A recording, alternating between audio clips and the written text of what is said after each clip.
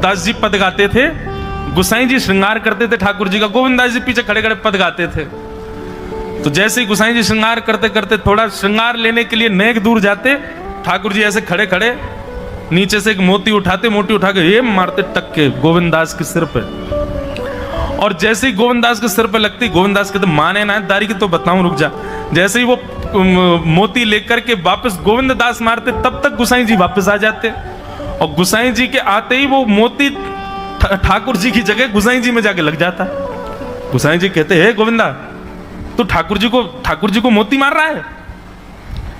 गोविंद दास बोले मेरो माथो देखियो, ये गुम्माटो फूल को ये आपके लाला ने मारो मोए, आपको लाला ऊधम मचावे वो ना दिखाई दे आपको, और मैंने एक कछु कह दूं सो मुंह पे चिल्ला रहे हो, मुंह पे बरस रहे हो, या समझा लो बहुत ऊधम मचावे ये।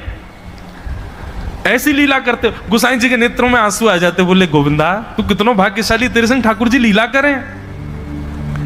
गोविंद दास के साथ ऐसी ऐसी लीला करते महाराज।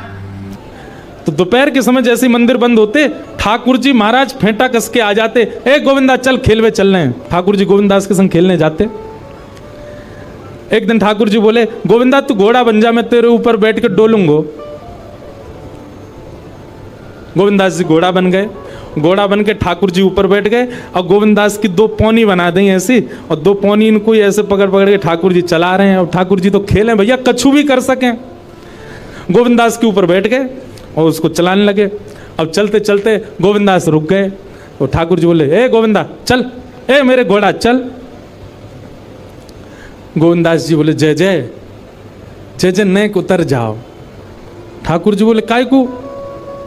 गोविंद दास जी बोले लघु शंका लगी है, नेक मुझे जानो है, नेक उतर जाओ। ठाकुर जी बोले ऐसी बात कर रहे हो गोविंदा, हैं कोई घुड़सवार घोड़ा पे बैठ के घूमे, और घोड़ा को लघु शंका आवे तो वो का यूं के भैया नेक उतर जा, मैं लघु शंका करके आऊं, फिर बैठियो मेरे ऊपर। गोविंद दास जी बोले तो कहा आज्ञा? बोले आज्ञा वो ये जो कह रहा हूं, जैसे घोड़ा बिना आज्ञा लिए अपने व्यक्ति को ऊपर बैठा के सब काम कर ले, वैसे तू कर ले। तो गोविंद दास जी ऐसे घोड़ा बन करके चल रहे हैं, ठाकुर जी ऊपर बैठे हैं और सब कर आए काम। अब इतने में ही कोई व्यक्ति वहां से जा रहा था।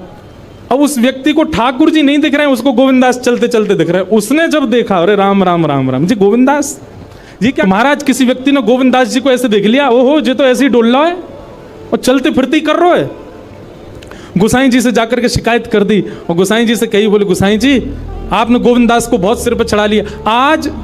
अरे भाई खड़े होके लघु शंका करना भी मना है शास्त्रों में, वो तो ऐसे बैठ करके चलते चलते कर रहा था, वस्त्रों में ही कर रहा था, इतना अपवित्र, और आप उसको मंदिर की सेवा देते हो। गोसाई जी को सुन करके अच्छा नहीं लगा। शाम को स्नान आदि करके दूसरे वस्त्र पहन करके गोविंद दास आए। आकर के आपने गोसाई जी को प्रणाम किया तो गोसाई जी ने मुंह फेर लिया। तो गोविंद दास बोले जय जय, आप नाराज हो हमसे? गोसाई जी बोले आप आचार विचार सब भूल चुके हैं अपना, आप इस प्रकार से आज कुछ कर रहे थे, मुझे लोगों ने बताया आकर के। गोविंद दास जी बोले आपकी बात है जाए तो मैं बोलूं? बोला हाँ बोलो। बोले मोते मत कहो, अपने लाला को समझाओ। जय हट करके बैठे, जय जिद करे, कहा करूं, कहां तक समझाऊं जाकू मैं? आज मुझको घोड़ा बना लियो, और घोड़ा बना के मेरे दो पौनी बना के ऐसे ऐसे चला रहे मुँह। तब मैंने इनसे कहीं जय जय नेक उतर जाओ, मैंने एक लघु शंका कर आऊं, स्नान कर आऊं, फिर बैठ जाइयो। तो मोते बोले घोड़ा कभी आज्ञा ले, तू तो मेरा घोड़ा है, ऐसे कर ले। इनकी आज्ञा सो मैंने कियो, मैंने अपनी इच्छा सो नहीं क्यों, नहीं मैं क्यों करूंगा ऐसा। गोविंद दास जी की बात सुनकर के गोसाई विठलनाथ जी इतने भावुक हो गए, इतने भावुक हो गए। उस दिन गोसाई जी ने नियम बना दिया, सबको बोल दिया, बोले सुनो आज के बाद गोविंद दास कुछ भी करे इसकी शिकायत हमसे मत करना। क्यों? गोविंद दास अपनी इच्छा से कुछ नहीं करता, जय जय कराते हैं उससे, ठाकुर जी कराते हैं उससे। एक बार ठाकुर जी गोविंद दास से बोले ए गोविंदा, बोले हाँ मेरो दाल बाटी खावे को मन हेरो है, तो दाल बाटी चूरमा। ठाकुर जी बोले ए गोविंदा, ऐसे ही बोलते थे, बोले मोए दाल बाटी खानी है। गोविंदास बोले 56 भोग बनते हैं रसोई में, अपरस में मुंह पे पट्टी बांध करके महाराज रसोईया बनाता है। अपरस में यमुना जी का जल आता है वहां से, वृंदावन से, उसके जल में सुंदर प्रसादी बनती है। इतने सुंदर शुद्ध भोजन को छोड़ के यूं कह रहे दाल बाटी खानी है।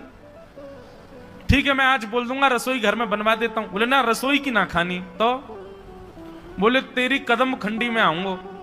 गोविंददास जी जहां बैठ करके भजन चिंतन करते थे, मंदिर से थोड़ा दूर था, सुंदर वन था गिरिराज जी में। बोले मां आऊंगो और वहीं पे तू कंडा, वही गोबरी कंडा में बना, और कंडा में बना के तैयार कर, मैं आऊंगा वहीं खाऊंगा। गोविंददास जी बोले यहां सब लोग आपको मंदिर में पूजने आते हैं, आप यहाँ पे भगवान हो, ऐसे कहीं खाने पीने आओ। बोले कोई को पता थोड़ी चलेगी, मैं आ जाऊंगा, तू चिंता मत करे, तू सुन तैयारी कर ले, आज मैं तेरे यहां आके प्रसाद पाऊंगा। गोविंददास जी चुपचाप मंदिर से भाग गए, किसी को बताया नहीं। किसी को पता थोड़ी कि ठाकुर जी ऐसे बाहर भी चले जाते हैं, सबको लगी अंदर ही रहते हैं ये। गोविंददास जी दौड़ करके गए, बढ़िया कंडा में बढ़िया उपले उपले लगा करके महाराज बाटी बनाई, दाल चढ़ा दी, सुंदर ठाकुर जी आएंगे पाने। एक पंथ दो काज, ठाकुर जी को दो लीलाएं एक साथ करनी थी। एक तो गोविंददास के संग सुख लेना है, और एक झाड़ू लगाने वाला गिरिराज जी की तलहटी में झाड़ू लगाता था, उसको मंदिर में प्रवेश नहीं करने देते थे लोग। तो वो बेचारा बाहर खड़ा खड़ा ही दर्शनार्थियों से पूछता था कि ठाकुर जी दिख कैसे रहे, मुझे ये बता दो। दर्शनार्थी आकर के बताते थे नीली ठाकुर जी ने बाघा पहना है, गले में मोतियों की माला है, मकराकृत कुंडल है, ऐसा टिपारा ठाकुर जी के सिर पर रखा है, और ऐसा ठाकुर जी का श्रृंगार है। तो वो बाहर खड़ा खड़ा नेत्र बंद करके सुन सुन करके ही अपने चित्त में एक झांकी बना लेता था, और मन में सोचता था ऐसे दिख रहे होंगे ठाकुर जी। पर रोज प्रार्थना करता था, नाथ मुझे लगता है इस जन्म में तो आप मुझे कभी नहीं दिखोगे, भगवान इस जन्म में तो मैं आपके योग्य नहीं हूं, पर मेरे पर बस इतनी कृपा कर दो कि अगला जन्म मुझे दीजिएगा, तो कुछ नहीं तो चेंटी बना देना, तो चेंटी बन करके मैं आपके 56 भोग में ही आ जाऊंगा, भीतर आके आपका दर्शन कर लूंगा, लेकिन मुझ पर अनुग्रह कर देना। ठाकुर जी उसके इस भाव से इतने रीझ गए। गोविंददास को बोला था कि दाल बाटी खाने आएंगे, और मंदिर बंद करके सब तो चले गए वहां से, सब लोग भोजनालय में भोजन प्रसाद पाने लगे। ठाकुर जी मंदिर से निकले अचक करके बाहर, गिरिराज पर्वत के ऊपर विराजते थे। जैसे बाहर निकल करके आए तो गिरिराज पर्वत के नीचे ही वही झाड़ू लगाने वाला नेत्रों से आंसू बह रहे थे, ठाकुर जी का चिंतन कर रहा था। आज ठाकुर जी ऐसे दिख रहे हैं, सिर पर चांदी का मुकुट पहना है, ठाकुर जी ने आज गुलाब का इत्र लगाया है, ठाकुर जी के ऐसे ऐसे मकराकृत ठाकुर जी के कटाक्ष, वो सब चिंतन कर रहा था। ठाकुर जी नीचे उतर करके जाने लगे, इतने में ही ठाकुर जी ने लीला करी, और जोर जोर से ठाकुर जी चिल्लाने लगे, अरे जल्दी ते आइयो, देखियो मेरे पाम में कांटो लग गयो, अरे जल्दी ते कोई आओ या कांटे को निकारो, मुझको तो बहुत दर्द है रहा है, अरे भैया जल्दी आओ जल्दी आओ।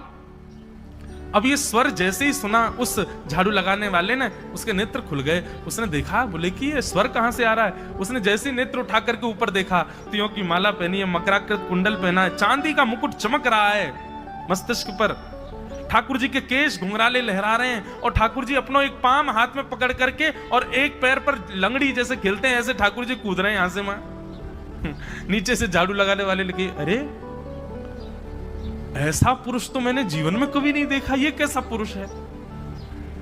नीचे से ठाकुर जी को देखने लगा, अब स्वरूप उसको पता था, तो उसने कही ये जरूर ठाकुर जी होंगे, वहीं से प्रणाम करें। ठाकुर जी बोले प्रणाम कर रहा हूं, दारी के जल्दी ऊपर आ, कांटो लगो मेरे पाम में, या को निकार।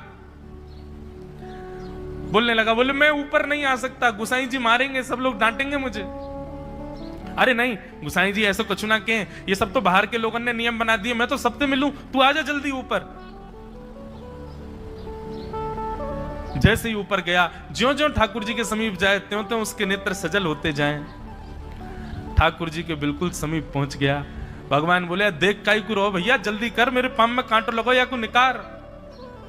जिन चरण कमलों के स्पर्श के लिए सदा लक्ष्मी लालायित रहती है, ठाकुर जी ने उसकी गोद में अनायास अपने चरण रख दिए। बोले जल्दी कांटो निकार, कांटो लगो मेरे पाम में। अब वो ठाकुर जी के सुंदर तलवों को अपने हाथ से ऐसे देख रहा है, ढूंढ रहा है कहां कांटा लगा है, कहीं उसको कांटा मिल गया। अब इतने कोमल चरण ठाकुर जी के, उसके नेत्रों से आंसू भी गिरते जा रहे हैं, भाव विह्वल होता जा रहा है। मेरे सौभाग्य की सराहना, ठाकुर जी के इतने समीप। कांटा निकालने के लिए बार बार अपने अंगूठे से खींचे, लेकिन कांटा नहीं निकले। ठाकुर जी बोले अरे जे हाथ पे ना निकलेगो। उसने पूछा कैसे निकलेगा? बोले अरे मेरो पाम पकड़ के अपने मुंह के पास ले जा और दांतन से निकाल, तब निकलेगो ये। आहा कितनी कृपा की ठाकुर, कृपा की न होती जो आदत तुम्हारी तो सूनी ही रहती, अदालत तुम्हारी। जो दीनों के दिल में जगह तुम न पाते, तो किस दिल में होती हिफाजत तुम्हारी। कृपा की न होती जो आदत तुम्हारी, तो सूनी ही रहती अदालत तुम्हारी।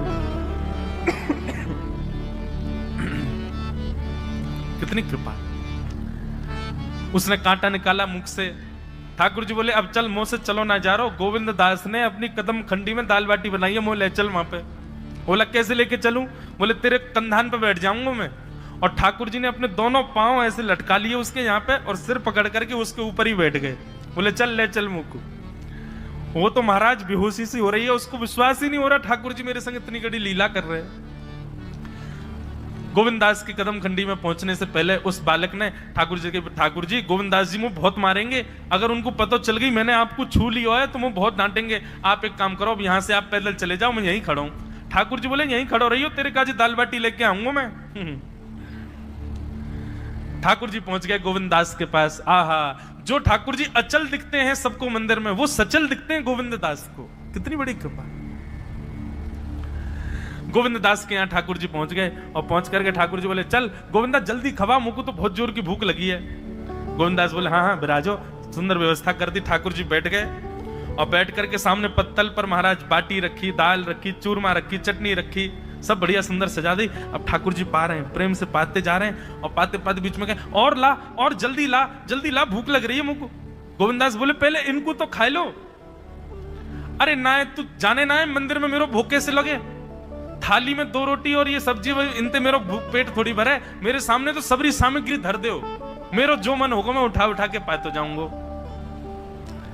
अरे गोविंदा जल्दी लेके आ। अब गोविंददास जी पीछे मुड़ करके बढ़िया सुंदर बाटी वाटी सेके। इतने में ठाकुर जी क्या करें, एक बाटी तो खा जाएं और दूसरी बाटी उठा के अपनी जेब में धरते जाएं। वो संग आयो वाक्य काज लेके जानी है। अब तो महाराज ठाकुर जी खाते जाएं, भरते जाएं, खाते जाएं, भरते जाएं। गोविंददास बोलो ठाकुर जी ये तो मैं मानूं कि आपकी खुराक बहुत है, पर इतनी ज्यादा है ये मुझको विश्वास नहीं है। रो है क्यों हैं? 56 बाटी खा गए हो अब तक आप।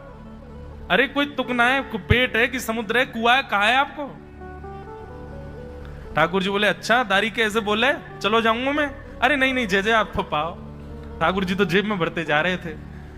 अब ठाकुर जी का पेट भर गया। ठाकुर जी बोले चल भैया गोविंदा अब पेट भर गया, नेक देर हम एक पेड़ के नीचे बैठ के नेक सुस्ताए लें, फिर बाकी बाद मंदिर में जाएंगे। 4 बजे मंदिर खुल जाएगा दर्शन देने। जैसे ही ठाकुर जी खड़े भये महाराज, सोई उनकी पीतांबरी फैल गई। पीतांबरी फैली। गोविंदास बोले जय ये बाटी खाए के आप इतनी जल्दी मोटे कैसे है गए? ये पेट आपको है तो सही, लेकिन ये इतना चौड़ो कैसे है? और पेट कोई खावे तो वो आगे की तरफ निकल रही है, ये कोने में कैसे निकल रहा है? ये दोनों तरफ पेट बाहर कैसे आ रहा है आपको? ठाकुर जी बोले ना कछु नहीं दिखाओ। अब तो महाराज गोविंददास ने पकड़ के जैसे पकड़े तो अंदर से बाटी निकल आई। जे बाटी कौन के काजे भर के ले जा रहे हो? सही बताइयो लाला, कौन के काजे? कोई और सखा बना लियो तुमने मेरे अलावा? गोविंददास जी बाहर गए। बाहर जाकर के देखा तो एक वृक्ष के पीछे वो झाड़ू लगाने वाला बैठा था। अच्छा तो अब जे आपको सखा बन गए, जे आपको मित्र है गयो, या के काजे बाटी भर के ला रहे हो? ठाकुर जी कहे अच्छा अरे भैया ठीक है, अब तू सबंत कह मत दियो कि मैं या के संग आयो, या के संग खेलूं। अरे बेचारो बड़ो प्रेम करे मोते, ये भूखो बेचारो, मैंने सोची या के काजे बाटी ले चलूं। गोविंददास जी के चित्त में एक क्षण के लिए तो ये भाव आ रहा है कि ठाकुर जी कितने प्रेमी हैं, लेकिन बाहर से कैसा दिखा रहे हैं? बोले स्वयं ने इतने सारे ग्रंथ निर्माण करा दिए, 4 वेद लिखवा दिए, उन पुराणों में शुद्धि, पवित्रता, अपरसता सबके इतने नियम बना दिए, और खुद क्या कर रहे हो? हैं? कोई के सिर पर बैठ के घूम रहे हो, कहीं जा रहे हो, कछु भी खा रहे हो। ठाकुर जी बोले अब ये सब नियम तो मानवन के लिए है ना, हम तो जय हैं, हम थोड़ी करेंगे इन नियमन को। बोले चुपचाप चलो और आचमन करो, शुद्धि करो, तब जाइयो मंदिर में। वहीं गोविंद कुंड के पास में गोविंददास जी ने जबरदस्ती ठाकुर जी बैठा दिए। बोले हाथ में जल लो। ठाकुर जी जल लेकर के बैठे। बोले अब करो अपवित्र पवित्रो वा सर्वावस्थांगतो पिवा।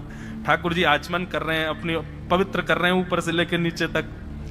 इतने में ही गोविंद दास बोलते बोलते बोलते बोलते पीछे की गए और ठाकुर जी की पीठ पे जाकर के एक धक्का दियो महाराज, पूरे ठाकुर जी डुबा दिए कुंड में। ठाकुर जी पूरे ऊपर से नीचे तक भीज गए। ठाकुर जी बोले दारी के तेरी शिकायत करूंगो, गुसाई जी तो कहूंगो तू ऐसे करे मेरे संग। गोविंदास बोले मैं बता दूंगा तुम कौन कौन के कंधान पे चढ़ के घूमो।